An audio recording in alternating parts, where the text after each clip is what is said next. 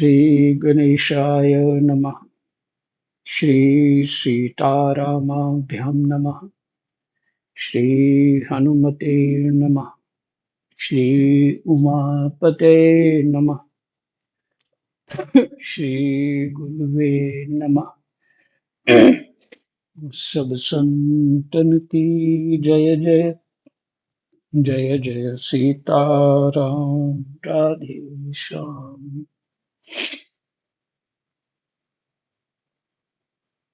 तो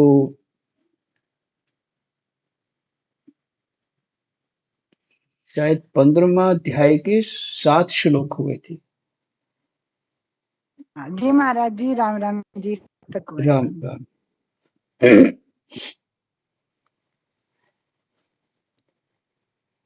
भागवत जी का पंचम स्कंध 15वां अध्याय, भरत के वंश का वर्णन। शुकदेव जी कहते हैं, परीक्षित, प्राचीन इतिहास को जानने वाले महात्माओं ने राजर्षि गए के विषय में ये गाथा कही है। अहो, अपने कर्मों से महाराज गए की बराबरी और कौन राजा कर सकता है। वे साक्षात भगवान की कला ही थे।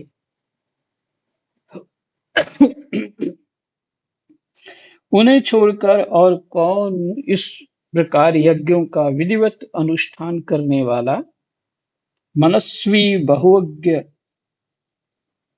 धर्म की रक्षा करने वाला, लक्ष्मी का प्रिय पात्र, साधु समाज का शिरोमणि और सत्पुरुषों का सच्चा सेवक हो सकता है। ऐसे महापुरुष अकेले ही थे, ऐसे एक ही थे। सत्य संकल्प वाली परम साध्वी, सत्य संकल्प वाली परम साध्वी श्रद्धा, मैत्री और दया आदि दक्ष कन्याओं ने गंगा आदि नदियों के सहित बड़ी प्रसन्नता से उनका अभिषेक किया था।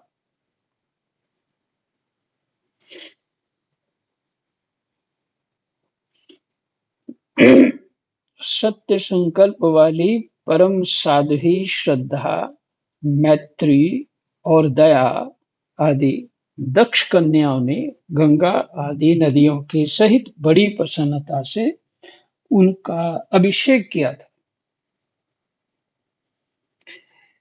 ये जो शब्द हैं, ये होते हैं, जैसे कोई कहते हैं इसमें क्रोध आ गया, तो मैंने क्रोध का कोई स्वरूप है, एक सूक्ष्म शरीर है क्रोध, और दया आ गई, वो भी सूक्ष्म शरीर है। और इस तरह से तप भी सूक्ष्म शरीर है। ये सारे रूप हैं, माने ये सब भगवान की विभूतियां हैं। तो श्रद्धा जो है, साध्वी श्रद्धा,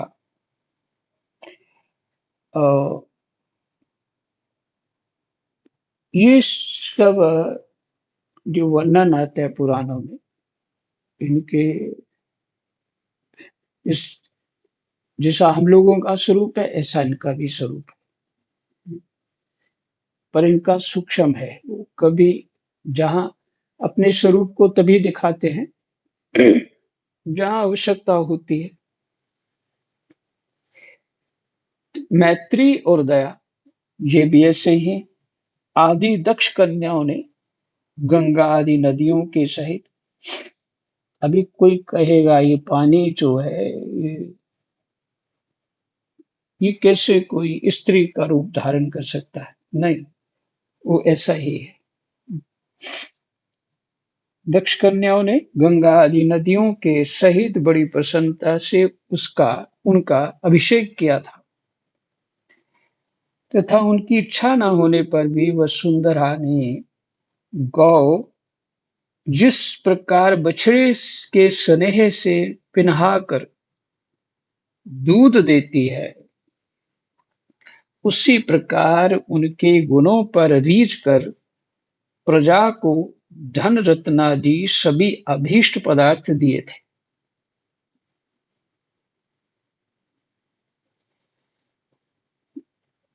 जिस प्रकार गौ बछड़े को स्नेहवश दूध देती है, उसी प्रकार उनके गुणों पर रीझ कर प्रजा को धन रत्नादि सभी अभीष्ट पदार्थ दिए थे। वसुंधरा में ने, पृथ्वी ने। उन्हें कोई कामना न थी, तब भी वेदोक्त कर्मों ने उनको सब प्रकार के भोग दिए। राजाओं ने युद्ध स्थल में उनके वानों से सत्कृत होकर नाना प्रकार की भेंटें दी, तथा ब्राह्मणों ने दक्षिणादि धर्म से संतुष्ट होकर उन्हें परलोक में मिलने वाले अपने धर्म फल का छठा अंश दिया राजा को। वैसे भी प्रजा का जो धर्म कर्म है, पुण्य कर्म है, जो राजा वस्तुतः बहुत अपने धर्म कर्म में शास्त्र के अनुसार है, जो ऐसा होना चाहिए वैसा है, तो प्रजा का पुण्य भी उनको प्राप्त होता है,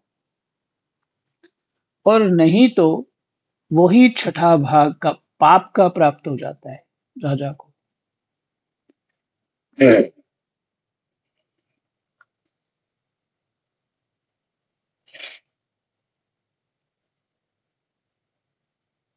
तो ब्राह्मणों ने अपना छठा भाग दिया, धर्म फल का छठा भाग। उनके यज्ञ में बहुत अधिक सोमपान करने से इंद्र उन्मत्त हो गए थे, तथा उनके अत्यंत श्रद्धा तथा विशुद्ध और निश्चल भक्ति भाव से समर्पित किए हुए यज्ञ फल को भगवान यज्ञ पुरुष ने साक्षात प्रकट होकर ग्रहण किया था। उनके विशुद्ध और निश्चल भक्ति भाव से समर्पित किए हुए यज्ञ फल को भगवान यज्ञ पुरुष ने साक्षात प्रकट होकर ग्रहण किया था। कुंड से प्रकट हो गए, यज्ञ कुंड से, जिनके तृप्त होने से ब्रह्मा जी से लेकर देवता, मनुष्य, पशु, पक्षी, वृक्ष एवं तृण पर्यंत सभी जीव तत्काल तृप्त हो जाते। जिनके तृप्त होने से ब्रह्मा जी से लेकर देवता, मनुष्य, पशु, पक्षी, वृक्ष एवं तृण पर्यंत सभी जीव तत्काल तृप्त हो जाते हैं, वे विश्वात्मा श्री हरि नित्य तृप्त होकर भी राजऋषि गय के यज्ञ में तृप्त हो गए थे।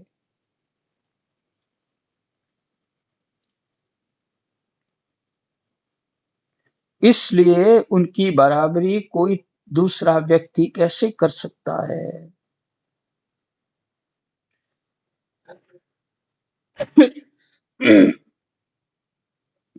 बाबा एक दृष्टांत दिया करते थे। आपने पेड़ के ऊपर के पत्तों को पानी देना हो तो कैसे दोगे? वो सूख रहे हैं, वो पत्ते तो बहुत ऊपर है, पर उनको पानी प्राप्त नहीं है। तो सीधी बात है कि जड़ में पानी दे दो पेड़ के, तो उसको मिल जाएगा ऊपर।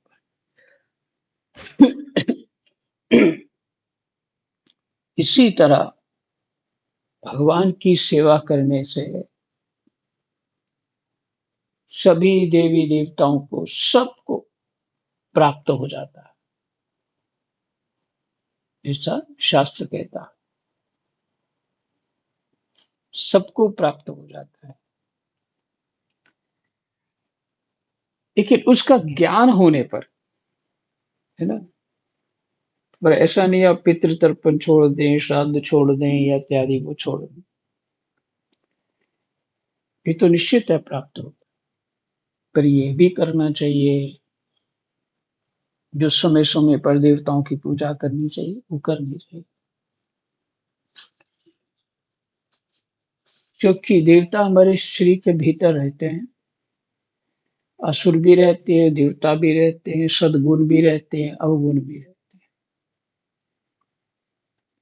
इनका अदृश्य रूप से सबका मिश्रण है हमारे शरीर में। मति जिसको स्वीकार कर लेती है, जिस आचरण को, वही प्रकट हो जाते हैं हमारे शरीर से। जब विशेष सत्व गुण हो जाएगा, सत्व बुद्धि हो जाएगी, सत्व आचरण हो जाएगा, तो ये बाकी जो दुष्ट प्रवृत्तियां हैं वो स्वतः ही भाग जाएंगी, क्योंकि वो तो भूखी है वहां पे। उनका क्या काम है, वो दूसरा शरीर पकड़ लेंगे जो उनके अनुकूल होगा। इसलिए ये जो भगवान को अर्पण करके प्रसाद लेते हैं, इसकी बहुत महिमा है और विधि का भी पालन करना चाहिए। मनमाना कुछ नहीं होना चाहिए। तो 14वां श्लोक है, महाराज गयंती के गर्भ से, महाराज गयंती के गर्भ से चित्ररथ सुगति, गयंती उनकी पत्नी का नाम हो सकता है, चित्ररथ, सुगति और अवरोधन नामक 3 पुत्र हुए। उनमें चित्ररथ की पत्नी ऊर्णा से सम्राट का जन्म हुआ। सम्राट की उत्कला से मरीचि और मरीचि के बिंदुमती से बिंदुमान नामक पुत्र हुआ। उसके सरघा से मधु, मधु के सुमना से, मधु के फिर से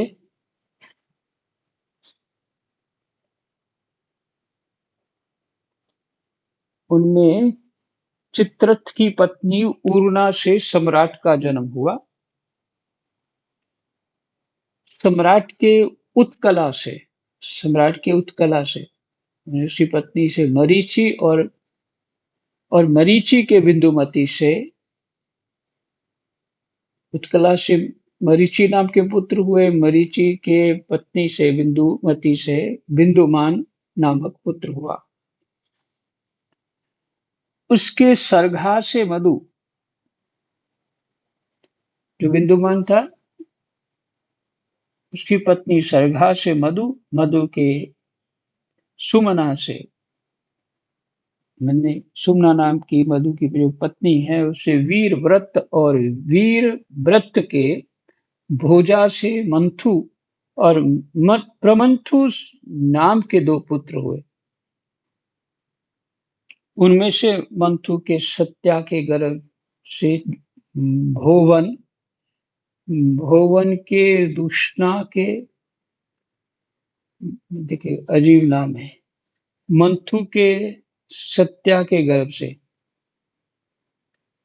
ऐसे लिखना चाहिए, मंथु की सत्या नाम जो पत्नी है उसके गर्भ से भोवन, और भोवन की जो पत्नी है दूषणा, और दूषणा से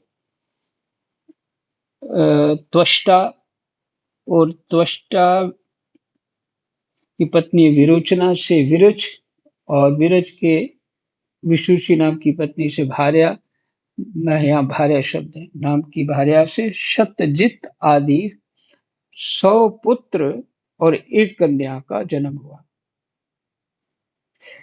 अच्छा, इन्होंने जो किया है, जो समझ नहीं आया, लास्ट में जो भार्या शब्द लिखा ना, तो इस सबको संबोधित हो गया कि इनकी पत्नियों से, ये इनके पति थे, पत्नियां थी, तो इनके से इनका जन्म हुआ।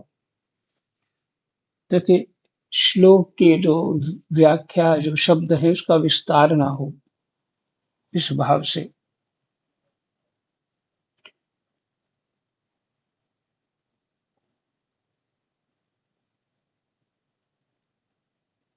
विचूषी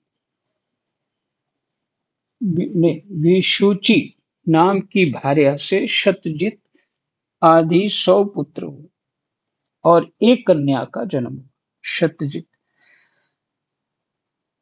आदि 100 पुत्र और एक कन्या का जन्म हुआ। विरज के विषय में यह श्लोक प्रसिद्ध है। जिस प्रकार भगवान विष्णु देवताओं की शोभा बढ़ाते हैं, उसी प्रकार इस प्रिय व्रत वंश को इसमें सबसे पीछे उत्पन्न हुए राजा विरज ने अपने सुजस से विभूषित किया था। इन सबके पीछे उसी प्रकार इस प्रिय व्रत वंश को इसमें सबसे पीछे उत्पन्न हुए राजा विरज ने अपने सुजस से विभूषित किया था। कईयों का इतना सुजस का वर्णन नहीं है और कुछ का है।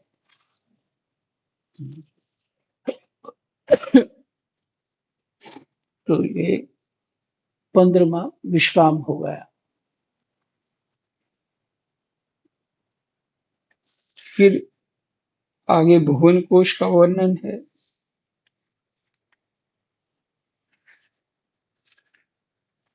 एक वर्णन भरत जी का आता है, तो इसमें हाँ आगे होगा शायद। भरत जी का वर्णन है।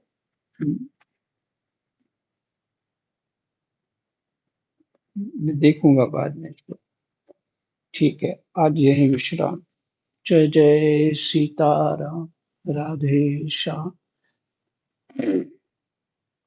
कृष्णाय वासुदेवाय हरये परमात्मने प्रणतक्लेशनाशाय गोविन्दाय नमो नमः। गोविन्दाय